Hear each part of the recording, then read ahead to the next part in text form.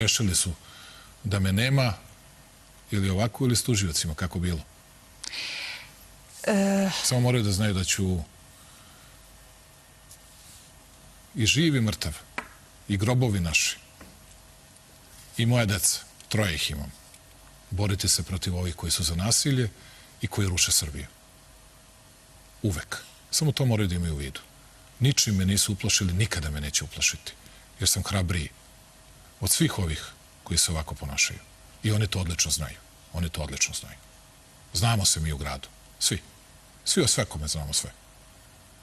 I oni kad su dolazili da me tuku, ona 5 pa su se zaustavili u tome što me tuku. Kao i mnogi drugi. Nije problem. Poginite. Bolje je časno poginuti nego nečasno živeti. Neko je rekao, mislim pokojni Giška jedan put, bolje 1 dan živeti kao soko nego 100 godina kao miša.